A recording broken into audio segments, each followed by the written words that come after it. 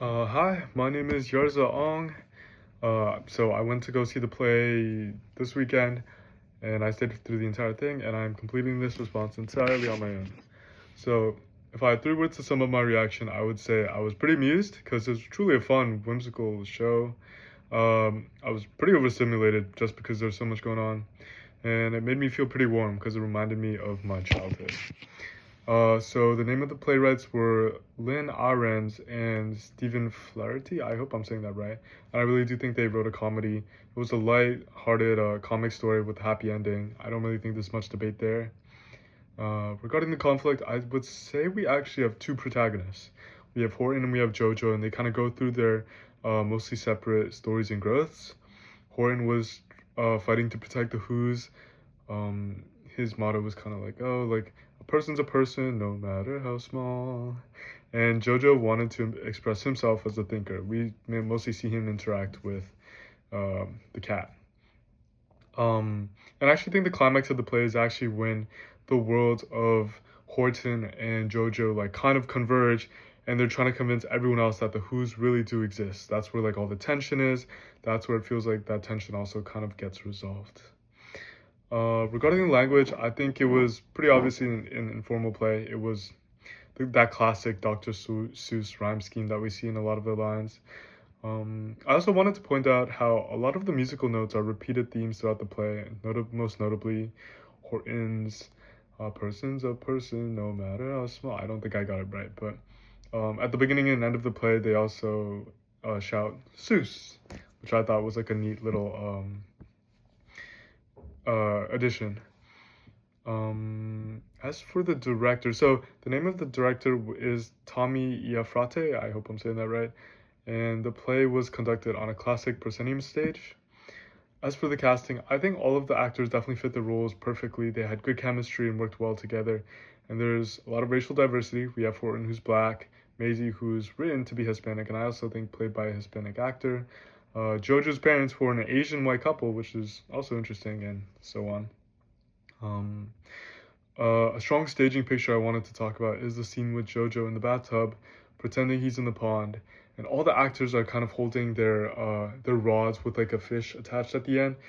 And the reason I remember this is because they were arranged and coordinated in such a satisfying way around Jojo. So that really stuck with me. It was one of my favorite scenes. And so moving on to the actors, the actor I actually want to talk about is a minor character, but it is the sour kangaroo played by Shania Adams. So Shania, I thought, was just so sassy, so bold, and she was such a refreshing presence in a kid's play where everyone else is kind of a little more mellow or like childish. She was really refreshing. Um, like I just think her voice and the accent she was using was very jazzy. It kind of sounded like New Orleans, and I think that gave her so much vigor. Her movements were loud and rambunctious, and for me, just so memorable throughout the entire play. I also do think she temporarily played one of the doctors who did surgery on Gertrude, just very temporarily, but um, I mostly want to talk about her as the sour kangaroo. So I don't really feel that Shania went on a journey, but I feel like that's not her job. Like she is like kind of shoehorned into being the sour kangaroo. Like that's her job. Um, I did, however, kind of like when Horton managed to convince all the jungle animals that the Who's exist. I feel like she kind of came around at the end, and I did like that little piece of development for her. Um, so the first moment I want to discuss with her is when she first came on stage. Like I remember she waltzed down the stairs singing like a very jazzy musical note. Like I thought I was watching Beauty and the Beast.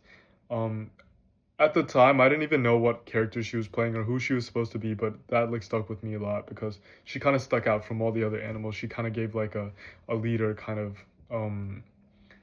I guess like impression. And that second moment I appreciated was I did briefly mention it was when Shania went up to Horton after the jungle animals finally heard the Who's, they knew they existed, and she told Horton, "I will protect them with you." She like had her little like kangaroo like puppet out too, so I also remember that. For me, the reason this stuck with me is because Shania's voice is just so rich and resonating, and her delivery of the line was like it actually got me like a little bit emotional. So moving on from the actors, a designer I want to talk about is Giuliana Picarello, who's listed as the scenic designer, which I think is the same as the set designer. I feel like for the sake of Seussical, like what really needs to be nailed on the set is that iconic Dr. Seuss art style, and I feel like she nailed it perfectly. We have like those lighter pastel colors, that kind of fantasy kind of line work on the set pieces.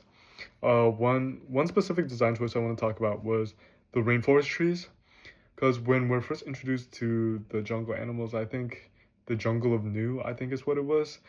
I remember the trees like that came down from the set were pink, they were draping, and they really reminded me of the Lorax, which makes sense.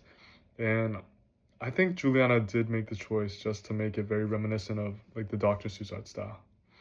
The other big design choice I want to talk about is the big rotating display in the middle.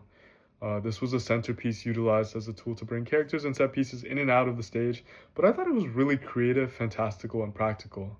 Um, it kind of gave me like microwave kind of vibes, like the way like it spun around. But I think the reason Juliana put this into the play was because it did feel very storybook.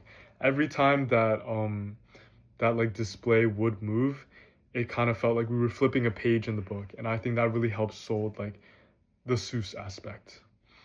Um, Overall, I think the artists really did collaborate really well to bring together the world of Dr. Seuss onto stage. I think they wanted the audience to feel like they were back in the shoes of when they were 5 years old.